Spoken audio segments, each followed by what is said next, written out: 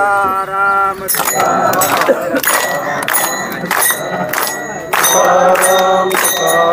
तुकाराम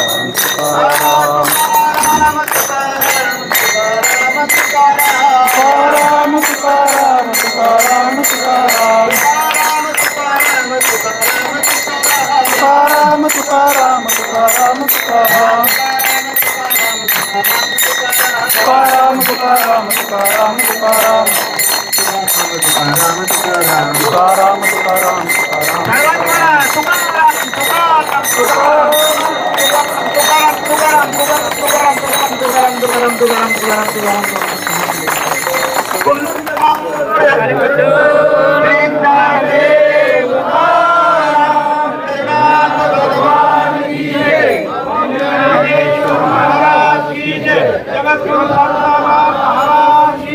संत शिरोमणि नामदेव महाराज की जय, सब संतन की जय।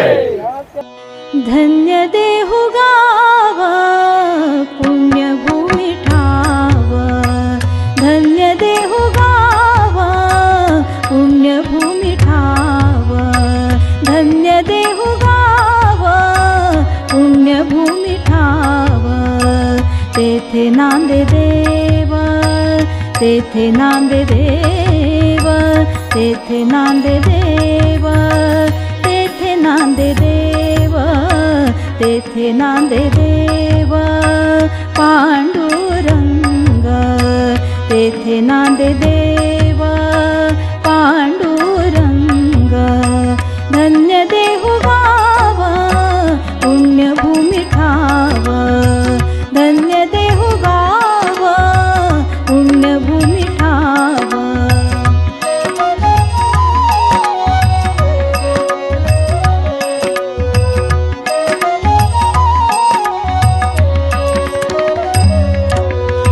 धन्य क्षेत्रवासी लोकदैवाचे, धन्य क्षेत्रवासी लोकदैवाचे। उच्चारिती वाचे, उच्चारिती वाचे, उच्चारिती वाचे नाम घोष। धन्य देहु गाव पुण्यभूमी ठाव, धन्य देहु गाव पुण्यभूमी ठाव।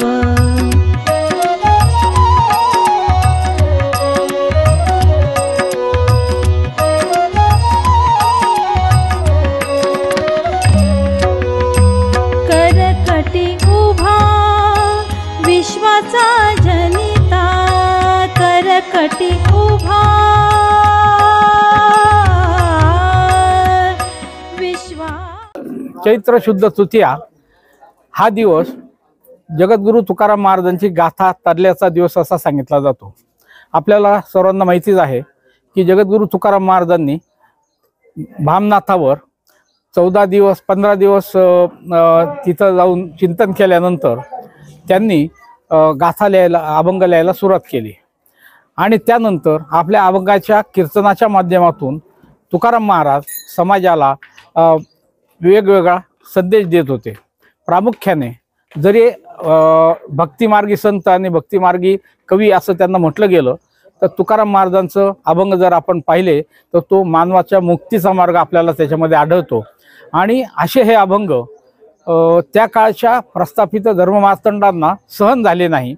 तुकाराम महाराज ज्या परखडपणे बोलत होते, ज्या परखडपणे धर्ममार्तंडांच्या किंवा तुकाराम महाराजांच्या शब्दात ज्याला आपण धर्मठग म्हणतो यांच्या दांभिकपणावर हल्ले चढवत होते, कोरडे ओढत होते, त्यामुळे त्यांचा संताप होत होता।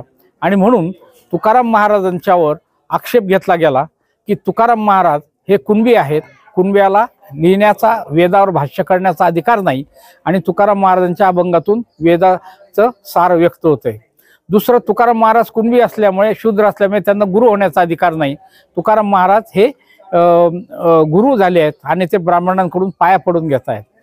तिसरं, तुकाराम महाराज हे नाममार्गाचा प्रचार करतायत, इतर सर्व मार्गाला ते गौण लेखतायत आणि एकट्या नाममार्गाचा ते प्रचार करतायत आणि म्हणून त्यांच्यावर आरोप ठेवून त्यांना ती गाथा बुडवण्याची शिक्षा ठोठावण्यात आली।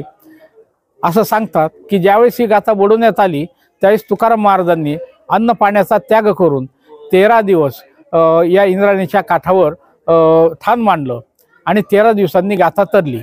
गाथा कशी तरली याच्या वादामध्ये आम्हाला जायचं नाही. आमचं म्हणणं एवढंच आहे की गाथा तरली हा इथल्या सर्व बहुजन समाजाच्या आणि एकूण मानवजातीच्या साठी अत्यंत आनंदाचा असा दिवस आहे आणि म्हणून हा दिवस आनंदोत्सव म्हणून साजरा झाला पाहिजे. याच्यातून एक आपण असं आज आम्ही जवळजवळ 450 वर्षानंतर जेव्हा इथं सामूहिकपणे अभंग गायन करण्यात आलं त्याच्यातून एक संदेश जातोय की ही तुकाराम महाराजांची गाथा त्यांच्या हयातीत बोलवण्यात आली. नंतर निर्माण झालेला गाथा दुसऱ्या बाजीरावच्या काळामध्ये मागून नेऊन पेशव्यांनी नष्ट केला आणि आजही हे अभंग नष्ट करण्याचे, विकृतीकरण करण्याचे, त्याचे चुकीचे अर्थ सांगण्याचे प्रयत्न होत आहेत. या सर्वांना पुरून गाथा उडला आहे आणि या पुढच्या काळामध्ये हा गाथा समाजाच्या म्हणजे घराघरात जाईल, प्रत्येक माणसापर्यंत जाईल. याच्यासाठी आम्ही कार्यरत राहू. हा आनंदोत्सव आम्हाला आठवण देत राहील जगद्गुरू तुकाराम महाराजांच्या त्यागाचा. हा आनंदोत्सव आम्हाला आठवण देत जाईल जगद्गुरू तुकाराम महाराजांचे आमच्यासाठी जो छळ सहन केला माणूस त्याचा आम्हाला आठवण देत राहील. जगद्गुरू तुकाराम महाराजांचा जो संघर्ष होता इथल्या वर्ण व्यवस्थेशी आणि सामान्य माणसाला समता प्रस्थापित करण्यासाठी, सर्वांना समान अधिकार देण्यासाठी, या संघर्षाची आम्हाला आठवण राहील आणि त्याच्यातून एक नवी प्रेरणा समाजाला मिळेल आणि तुकोबांच्या स्वप्नातला समतावादी समाज निर्माण होईल. यासाठी आम्हाला हा आनंदोत्सव अतिशय महत्त्वाचा वाटतो आणि त्यासाठी आम्ही असं आव्हान केलं होतं की 11 एप्रिलला सगळ्यांनी देऊला जमावं. ज्या आनंद डोहामध्ये गाथा बोलवली तिथंच आपण उभं राहून गाथेचं पठण करू. ज्यांना देहूला येणं शक्य नाही त्यांनी आपापल्या गावी गाथा दिंडी काढावी. जगद्गुरू तुकोबांचे अभंग गात गात गावातून फेरी मारावी आणि एका जागी बसून किमान 100 अभंगांचं पठण करावं. गाथा पुनरुत्थानाची माहिती द्यावी आणि अशा पद्धतीने सर्वदूर हा कार्यक्रम पोचवण्याचा आम्ही प्रयत्न करत आहोत. गाथा तरला म्हणजे सत्य तरलं या जगामध्ये आणि सत्य या जगामध्ये फक्त संतांनी, महापुरुषांनी, सत्पुरुषांनी, राष्ट्रपुरुषांनी मांडण्याचा प्रयत्न केला. तर ते असं कोणतं सत्य होतं? जगामध्ये अनेक लोकांनी, अनेक दार्शनिक होऊन गेलेले आहेत, अनेक विचारवंत होऊन गेलेले, त्यांनी सत्य मांडण्याचा प्रयत्न केला.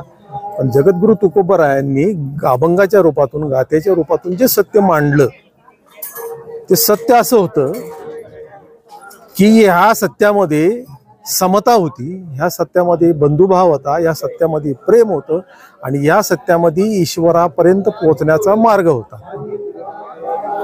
ते सत्य ह्या गाथ्याच्या अभंगामध्ये, तुकोबारायांच्या अभंगाच्या गाथ्यामध्ये हे सत्य दडलेलं होतं आणि हे तुकोबारायांना विश्वास होता.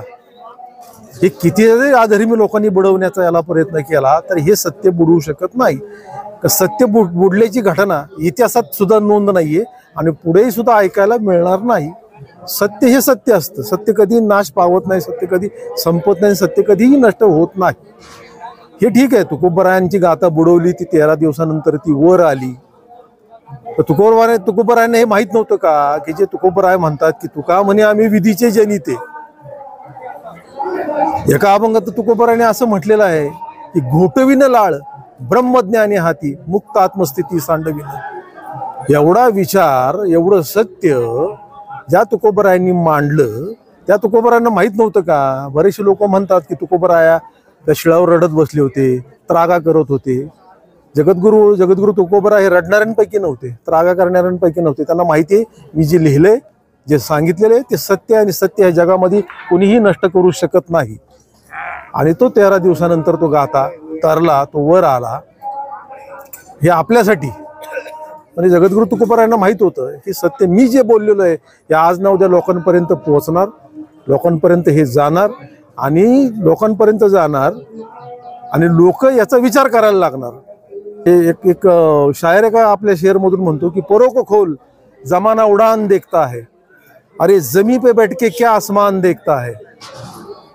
जमिनीवर राहून तुम्ही आकाश नका बघू, तुम्ही आकाशात उडा. ही ताकद तुकोबारायांच्या अभंगाच्या माध्यमातून प्रत्येक जीवाला, नुसत्या माणसालाच नाहीये, प्रत्येक जीवाला ती ताकद मिळाली. ते सत्य हे कधीही न नाश पावणारं, न बुडणारं आणि न नष्ट होणारं हे सत्य होतं. त्याच्यामुळे तो 13 दिवसांनंतरही तो गाथा तरला आणि तरुण तो आपल्या सर्वांच्या समोर आला, आपल्यापर्यंत पोहोचला. एवढंच ह्या प्रसंगी म्हणेन मी जगद्गुरू तुकोबारायांच्या बाबतीत की धन्य म्हणवीन इहलोकी लोका भाग्य आम्ही तुका देखीला. आम्ही खरोखरच आमचं भाग्य आहे आणि खरोखरच आम्ही स्वतःला भाग्यशाली समजतो की जगद्गुरु तुकोबरायांची गाथा आमच्यापर्यंत पोहोचली. आम्ही त्या विचाराने त्या तत्वाने वागण्याचा प्रयत्न करू, त्या विचाराने चालण्याचा प्रयत्न करू. एवढंच तुकोबरायांच्या चरणी प्रार्थना, पांडुरंगाच्या चरणी प्रार्थना करतो. रामकृष्ण हरी.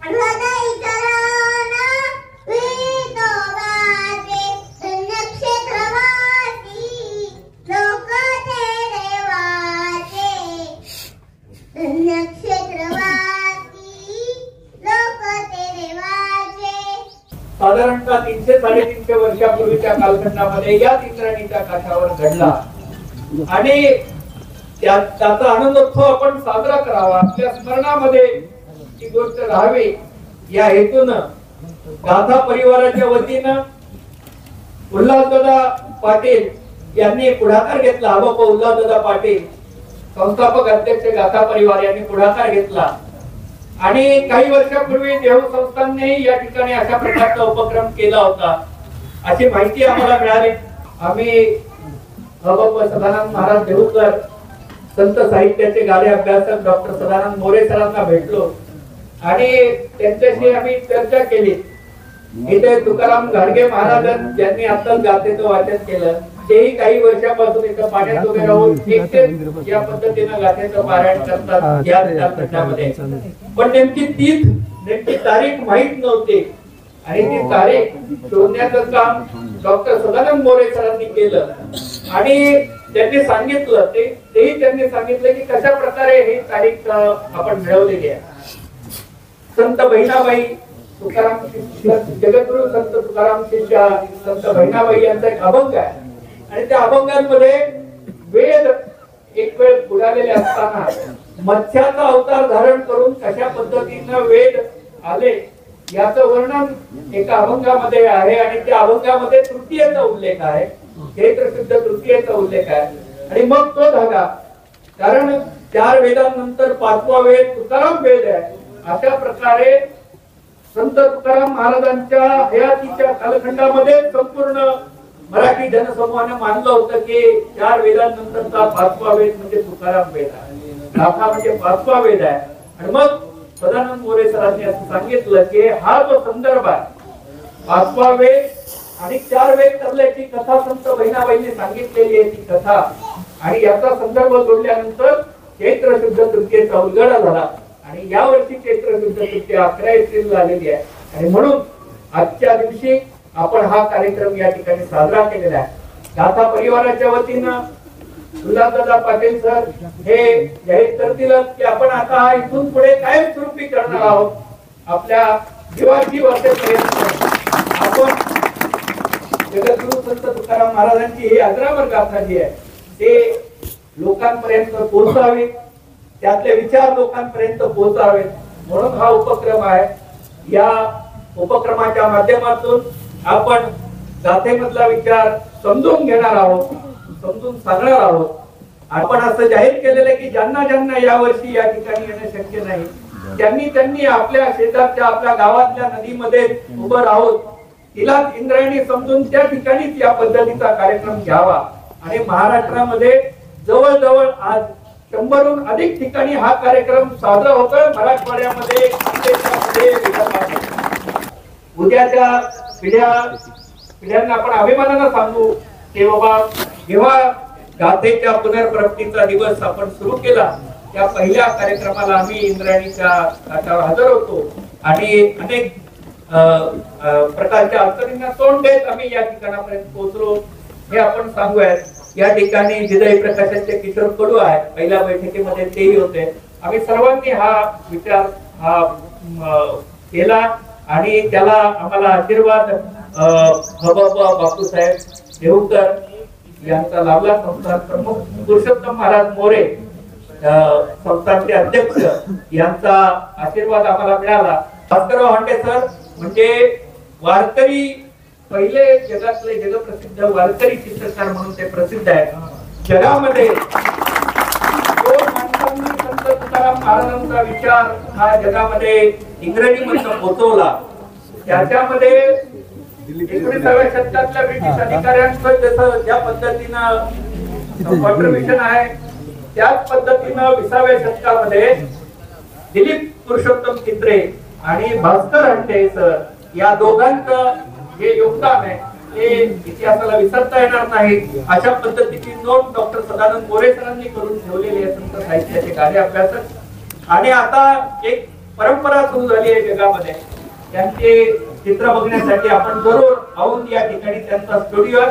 ते हॉलंडला असतात आणि काही काळ भारतामध्ये असतात. तेव्हा आपण त्यांच्याकडे जरूर जाऊन त्यांचा स्टुडिओ बघावा आणि वारकरी शैलीतली जी चित्र त्यांनी काढलेली आहे ही चित्र आपण बघावीत. वारीची चित्र आहेत, संत तुकाराम महाराजांची चित्र आहेत, इतर संतांची चित्र आहेत, प्रतिकात्मक चित्र आहेत, नव्या शैलीतली चित्र आहेत. या सर्व चित्रांचा आपण जरूर लाभ घ्यावा आणि ती चित्र जाऊन आपण स्टुडिओ मध्ये बघावी. अनेक मराठीच्या पुस्तकांमध्ये आता श्रीरंग गायकवाड सर आलेले आहेत. त्यांच्या ज्ञानोबा तुकोबा या अंकामध्ये त्यांचे मुखपृष्ठ आहेत. त्याची एक वेगळी चित्रशैली जी आहे ती आपण आपल्याला बघायला मिळेल. तर मी आता भास्कर हांडे सरांना विनंती करतो की त्यांनी या ठिकाणी बोलावं. 1608चा तुकाराम महाराजांचा जन्म 21व्या वर्षी त्यांनी अभंग लिहायला सुरुवात केली. त्या अगोदर त्यांनी नाचणं आणि गाणं शिकलं आणि लिखाण हे 21व्या वर्षी चालू केलं. तर साधारण 1628 ते 30 म्हणजे शिवाजी महाराजांचा जन्म झाला असं आपण गणितीय संकेत मांडू शकतो. आणि लिखाण चालू झाल्यानंतर साधारण त्यांच्या लिखाणाची जी काही ख्याती वाढली त्या ख्यातीला 10 वर्ष हे झालं. आणि नंतर आजूबाजूच्या ज्या महंतांनी आणि ज्या काही व्यवस्थेत लिहिणाऱ्या महंतांनी आणि पंडितांनी त्याच्या विरुद्ध म्हणजे त्या लिखाणाविरुद्ध विरोध करायला सुरुवात केली की लिहिणं हा आमचा धर्म आहे असं सांगून त्यांनी तो पहिला वार सुरू केला. आणि त्याचं हे प्रत्यंतर होत त्यांना गाथा बुडवायला लावणारा प्रसंग तसा पाहिला तर बळजबरीचाच प्रश्न, सांस्कृतिक बळजबरी म्हणतात याला. आणि त्या अगोदर म्हणजे त्याच वेळी महाराष्ट्रात वेगळ्या कारणांनी मराठीची पिछेहाट, कारण मुस्लिम तर आलेच होते. ऐतिहासिक दृष्ट्या जर पाहिलं काळाचा विचार केला आणि इंग्रजही आले होते. कारण 1602 मध्ये इंग्रज म्हणजे युरोपियन देशातले ख्रिश्चन लोक आली होती. 1602ला पहिली मराठीतली ख्रिस्त धर्माची ख्रिस्त गाथा तयार झालेली आहे आणि ती सुद्धा ओव्यांच्या आणि अभंगांच्या चालीमध्ये. म्हणजे मराठीमध्ये पहिलं बायबल जे लिहिलं गेलं ते 1602ला लिहिलं गेलेलं आहे. 1608ला तुकाराम महाराजांचा जन्म झालेला आहे आणि तुकाराम महाराजांनी लिहायला सुरुवात केली 1630च्या दरम्यान. शिवाजी महाराजांचा नुकताच जन्म झाला होता. शिवाजी महाराजांची आणि तुकाराम महाराजांची भेट झाली ती 1646च्या दरम्यान झाली. 1646 ते 48च्या आसपास. कारण तुकाराम महाराज ज्या अभंग लिहिण्यासाठी जी कागद लिहायची ती कागद तयार व्हायची जुन्नरला जुन्नर ही मोठी बाजारपेठ होती. जुन्नरला कागद तयार व्हायचे. जुन्नरची ख्याती फार पुराणी आहे. आणि मराठी भाषेच्या संदर्भात पहिला लेख नाणे घाटात आहे आणि त्यानंतर त्याचं पुनरुत्थान झालं. ते ह्या डोहामध्ये मराठी भाषेचं पुनरुत्थान झालं हे ह्या दृष्टीने सांगण्याचं कारण आहे. आज खरं सांगायचं म्हणजे तर परदेशात फिरल्यानंतर आपली जी वारी जी आहे ना, ही वारी आपल्या भोवतीच फिरते. त्याचं कारण आहे आपलीच लोक आहेत. कारण आपल्या भोवती फिरते म्हणजे फक्त महाराष्ट्राभोवती फिरते. त्याच वेळेला तिची जास्त विचार केला जातो. परंतु उत्तर भारतात आणि सरकारी दरबारी वारीचं काही एक प्रमाण कुठं माहितीचं नाही आहे. ज्या वेळेला परदेशात मी पहिला इंग्लिशमध्ये वारीचं पुस्तक प्रकाशित केलं अगदी अलीकडेच 19 मध्ये, तर कोणत्याही सरकारी ऑफिसरला वारी काय असते हे माहीत नाही. वारीचं चित्रण जे आहे, टेलिव्हिजन आला 76-72 पासून टेलिव्हिजन आहे आणि 2003 पर्यंत आता श्रीरंग इथेच बसलेला आहे. पहिलं वारीचं डॉक्युमेंटेशन चॅनलवरती दाखवण्याचं काम श्रीरंग गायकवाड यांनी केलेलं आहे. वारी ज्या वेळेपासून टी व्हीवरती दिसायला लागली त्यावेळेपासून तिकडे गर्दी वाढायला लागली. कुठे? पंढरपुरात. नाही तर त्याच्या अगोदर काही बैलगाड्यांमध्येच वारी जात होती आणि नंतर जसजशी सुबत्ता वाढली आपल्या भागातली तसे मग ते चांदीचे रथ दिसायला लागले, खिलारी गाड्या दिसायला लागल्या. नाहीतर लहान लहान बैलं असायची आणि ती जसं आपण जेजुरीला जातो तसं वारी म्हणजे ही जी देव आणि आळंदी तर ही अशी जायची. तर तिचा प्रसार जास्त नाही परंतु आता तो होतो. आणि याच्यात त्या जाण्याचं कारण ते पुनरुत्थान होतं आणि पुनरुत्थान झाल्यानंतर हळूहळू मुंगीच्या पावलाने गाथा महाराष्ट्रभर पसरली. अशी एका दिवसात नाही पसरली, गेले 400-450 वर्षात ती लोकांपर्यंत गेलेली आहे. कारण आता भाषेचा मराठी भाषेला तारण्यासाठी तुमचा गाथा परिवार जे काही फक्त गाथा नेतं तर ती मराठी भाषा नेतो असं समजा. गावागावातल्या वाचनालयात ती गाथा पोचवा. त्याच्यात नवीन विचारांची भर झालेली आहे. मी चित्रांच्या माध्यमातून त्यावेळीची शेती तुकाराम महाराजांनी वर्णन केलेली आहे तशा पद्धतीची चित्र याच्यात आहेत, आध्यात्मिक चित्र आहेत. तर हे सुद्धा जाऊ द्या, कारण आता ही चित्राची डिजिटल भाषा जी आहे ती चित्राची भाषा आहे. चित्र पाहून ते ताबडतोब वर्णन करू शकतात की हा स्माइली रडण्याचा आहे आणि हा स्माइली हसण्याचा आहे, हा शिव्या देण्याचा आहे, हा असा करण्याचा आहे. तर ही जी काही नवीन भाषा आहे या नवीन भाषेसहित तुमची गाथा तुम्ही गावागावात, वाचनालयात, मंदिरात, सर्व ठिकाणी न्यावी. नवीन मराठीची गाथा आणि इंग्लिशमध्ये आलेल्या त्याची भाषांतर ती सुद्धा सोप्या भाषेत पोहोचवा. हा गाथा परिवाराला एक विनंती वजा आज्ञा आहे आणि ती ते पूर्ण करतील असं मी ग्राह्य धरतो. एवढं करून मी माझं धन्यवाद. सर्वांनी काय जगदमध्ये जसं उल्हास दादांनी गाथा परिवाराचे त्यांना ते कार्य करतात पुस्तकाच्या माध्यमातून, तसंच आदरणीय श्री गुरु पूज्य महाराजजींचं कार्य आहे ते या ठिकाणी उपस्थित झाले. गाथा परिवाराच्या वतीने त्यांचे आभार व्यक्त करतो आणि बाबाजींना विनंती करतो की आपलं 2 शब्दामध्ये मनोगत. नमो सद्गुरु तुकया ज्ञानदीपा, नमो सद्गुरु सच्चिदानंद रूपा, नमो सद्गुरु भक्त कल्याण मूर्ती, नमो सद्गुरु भास्करा पूर्ण कीर्ते. संत हृदय सम्राट विश्ववंद्य विश्वसंत विश्वभूषण जगद्गुरु तुकोबाराय यांच्या जन्माने अनुष्ठानाने पवित्र झालेली ही भूमी आहे. तुकोबारांनी समाजाच्या उद्धाराकरता भगवंताच्या आज्ञेने अभंग रचना केली. तुकोबारांनी स्वतः म्हटलेलं आहे तुका होणे निराळा अक्षरा अक्षरा वेगळा पाहे निगम कळा बोले विठ्ठल प्रसादे. भगवंताच्या प्रसादाने मी बोलत आहे. भगवंताने आज्ञा दिली. नामदेवरायाने भगवान बरोबर आले. तुकोबारायांना जाग केलं आणि सांगितलं की नामदेवरायांच्या अवतारात असताना तुम्ही प्रतिज्ञा केलेली ती आता पूर्ण करायला पाहिजे. नामदेवे केले स्वप्ना माझे जागे सवे पांडुरंगे येऊन या सांगितले काम करावे कवित्व. म्हणून भगवंताने आणि नामदेवरायांनी तुकोबारायांना जाग केलं आणि सांगितलं की तुम्ही अभंग रचना करा. भगवंताच्या आज्ञेने तुकोबारायांनी अभंग रचना सुरू केली. तुका म्हणे माझी कोणी वदविली वाणी प्रसादा वाचुनी तुमच्या विठ्ठला.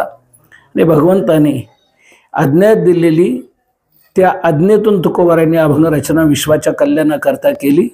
परंतु तत्कालीन धर्ममार्तंडांना ते रुचलं नाही. त्यांनी ती बुडवायला लावली. हा सर्व भाग आपल्याला माहिती आहे, जास्त विस्ताराने बोलत नाही. ती तुम्ही अभंग रचना करू नका.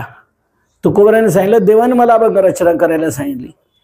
तेव्हा ते म्हटले आम्ही भूदेव होतो, आम्ही सांगतो की तुम्ही करू नका. ठीक आहे, तुमची आज्ञा मला मान्य, देवाने दिलेली आज्ञा मान्य, तुम्ही सांगितलेली आज्ञा मान्य आहे. अभंग रचना करणार नाही, पण केलेल्या अभंगाचं काय करायचं म्हणजे ते दगड बांधून बुडवा. मग दगड बांधून या ठिकाणी ते बुडवले गेले. जनतेला तारणारे ते असल्यामुळे ते अभंग बुडवले गेले. पण 5 दिवस तुकोबारायांना समाधानच होतं. बुडवल्यानंतर देवाने रचना करायला सांगितली, देवाने बुडवायला लावली, देवाची इच्छा. पण 5 दिवसाच्या कालखंडामध्ये जनतेकडून फार अपवाद येऊ लागले. जगद्गुरु तुकोबारायांना लोक म्हणू लागले, देवाने तुम्हाला अभंग रचना करायला सांगितली, मग कुठे गेला तुमचा देव आता? तिथं अभंग बुडवले गेले, देव कुठे गेला? म्हणून देवाविषयी नास्तिकवाद आणि कसली तुमची भक्ती थोतांड आहे. देवाविषयी नास्तिक आणि भक्तीविषयी थोतांड असा ज्या वेळेला गैरसमज समाजात पसरू लागला त्यावेळेला मग तुकोबारायांना वाटू लागलं देवाचं अस्तित्व सिद्ध केलं पाहिजे आणि अभंग तारक कसे आहेत हे लक्षात आणून दिलं पाहिजे. म्हणून 5 दिवस बुडवल्यानंतर 5 दिवसांनी तुकोबाराय इथे शिळेवर अनुष्ठानाला बसले आणि तिथून पुढे 13 दिवस, पहिले 5 आणि पुढचे 13 असं 18 दिवस हे अभंग पाण्यामध्ये होते. रामेश्वर भट्टाने म्हटलेले उदकी कागद दिन रक्षिले 18. पहिले 5 दिवस आणि अनुष्ठान नंतर सुरू केलं. पहिले 5 आणि नंतरचे 13 दिवस. 13 दिवस झाले निश्चक्र करिता न पौशी अनंता मायबापा तुकोबाराय म्हणतात. मग 14व्या दिवशी भगवान सकाळी बालवेशात प्रगट झाले. इथे बाळवेश घेऊन श्रीहरी भेटला. न समरत आली बाळवेशे मजजवळी माझे केले समाधान. आणि तुकोबाराय तुमचे अभंग बघा दगडाला घेऊन वर आलेले आहेत. तुकोबाराय म्हणतात ज्यांनी बुडवायला सांगितले त्यांना सांगा. त्यांना दृष्टांत दिले, ते इथे आले आणि मग ते अभंग सोडून पाहिले तर 18 दिवस पाण्यात होते, एक थेंब लागला नाही. कोरडेच्या कोरडे तिथून पुढे आपल्याला मिळाले. उदकी कागद दिन रक्षले 18, कोरडे कागद उदकी न लागता बुंद. उदका माझी वह्या ठेवणी कोरड्या दाखवणे रोकड्या विश्वजना नव्या सामान्य महिमा संतांचा. म्हणून 18 दिवस पाण्यात होते, तिथून पुढे आपल्याला मिळाले.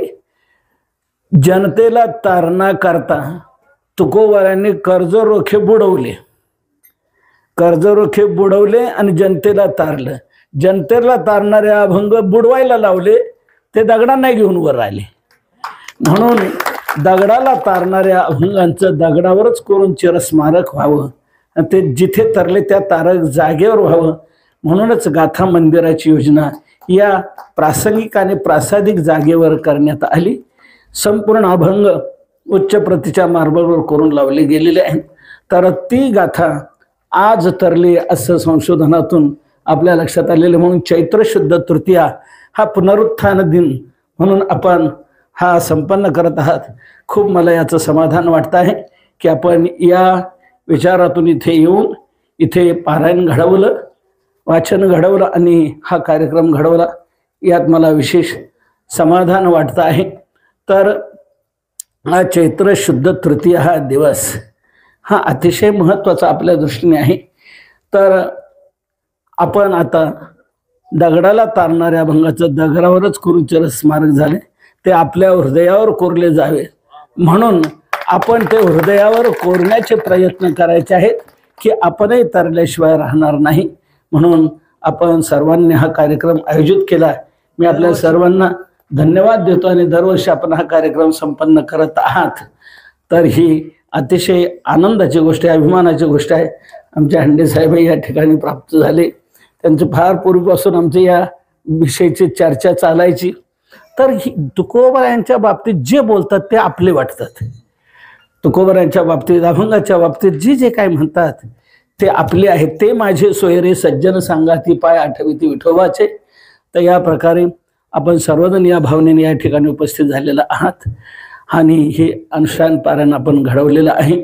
असंच दरवर्षी हे वृद्धिंगत होत होत जावं आणि सर्वांपर्यंत हे पोचलं जावं हीच एक भावना व्यक्त करतो आणि आपण ती गाथा आपल्या जीवनात उतरवण्याचा प्रयत्न करावा की आपणही तरल्याशिवाय राहणार नाही. या प्रकारची भावना व्यक्त करून माझे दोन शब्द संभवतो. उल्हासदादा पाटील पायकाचे अभंग हे या ठिकाणी महाराजांना देत आहेत. आपण टाळ्या वाजवून त्याबद्दल आभार मानतो. या ठिकाणी महाराज आले याबद्दल गाथा परिवारातर्फे आम्ही आभारी आहोत. या ठिकाणी आता फक्त एकच विवेक मोरे, हबप विवेक महाराज मोरे हे कविता सादर करतील. महाकवी जगद्गुरु तुकोबरायांच्या अभंगाच्या संदर्भातली त्यांची ही कविता आहे. ती कविता झाल्यानंतर अभय महाराज दोन शब्द या संदर्भात बोलतील. सदानंद महाराज देवकर उर्फ doctor Sadanand More sir. More sir आज येणार होते, पण 4 दिवसापूर्वी त्यांचा घरातच घरगुती अपघात झाला आणि त्यांच्या पायाला सूज आहे आणि डॉक्टरांनी त्यांना घराबाहेर पडायला बंदी केलेली आहे, म्हणून ते इथे येऊ शकले नाही.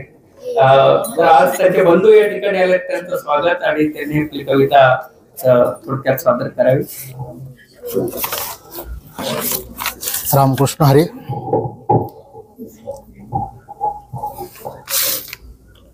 धन्य झालो जन्म आलो, दास विठोबाचे झालो. त्याचं ज्वलंत उदाहरण आपण सर्वांनी अनुभवलं. तुकाराम महाराजांमुळे, पांडुरंगामुळे आज आपल्याला या ठिकाणी अशा एक अवर्णनीय आयुष्यामध्ये पर्वणी मिळाली. 1 वर्षापूर्वीच ही रचना मी केली होती. संदर्भ अभंग तरले हाच होता. पण योगायोग काय बघा, ही कविता मी जेव्हा केली, ही पहिल्यांदा केल्या मी सदानंद मोरेंना ऐकवली. म्हटलं आपण मोठा घास घेतोय, आधी त्यांना ऐकवावी. त्यांना जर पसंत पडली तर पुढे कुठेतरी हे आपण वाचन करू. आजपर्यंत मी कुठेच वाचले नाही, परंतु संदर्भ आजचा आहे. ही कविता 31/1/2023 माघ शुद्ध वसंत पंचमीच्या दिवशी केली होती. याच प्रसंगाची होती, तुकोबरायांच्या अभंगाच्या. त्यामुळे कवितेचं शीर्षक असं आहे, अरे अरे तुकयाच्या अभंगा.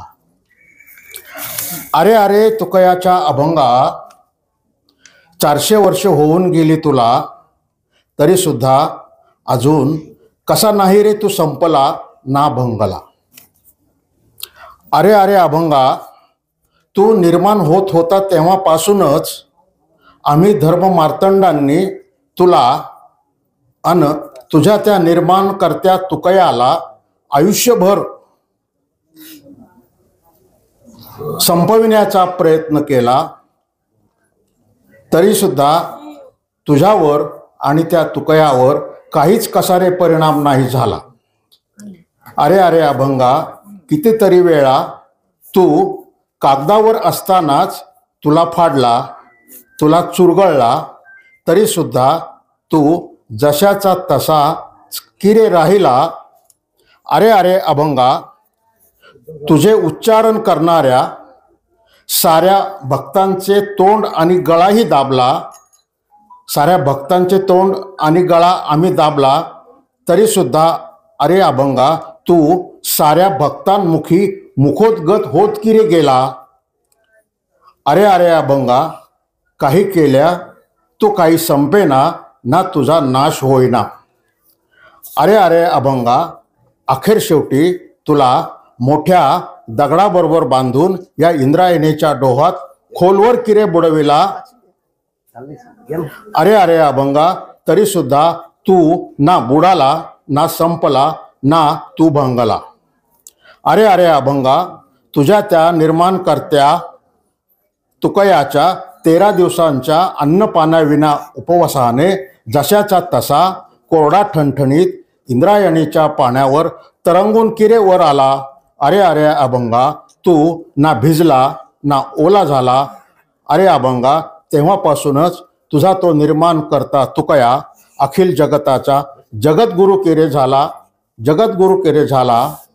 अरे अरे अभंगा, तू मात्र समस्त मानवी आयुष्याचा ध्यास, श्वास आणि प्राण होऊन शाश्वत असा पंचम वेद किरे झाला, शाश्वत असा पंचम वेद किरे झाला. धन्यवाद.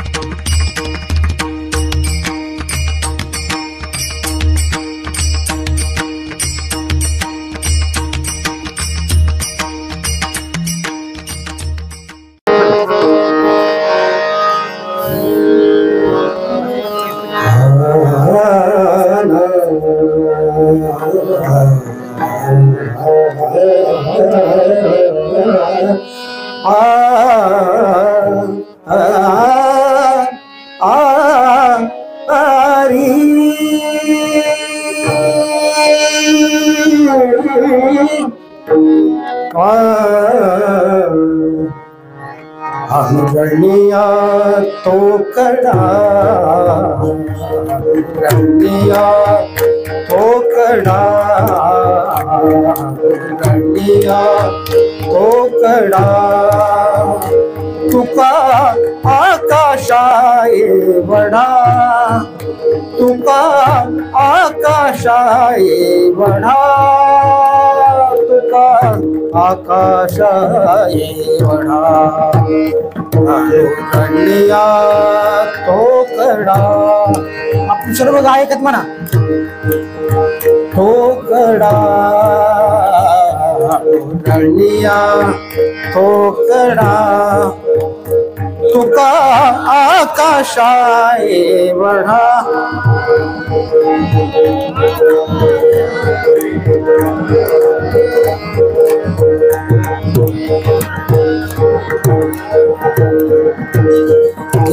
सांगिले कलेवरा, किडुनी सांगिले कलेवरा, किडुनी सांगिले कलेवरा.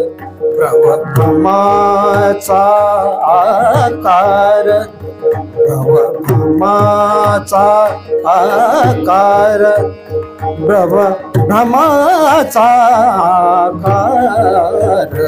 अनुरणिया तो कड़ा, अनुरणिया तो कड़ा. तुका आकाशाए बडा, तुका आकाशाए बडा, तुका आकाशाए बडा.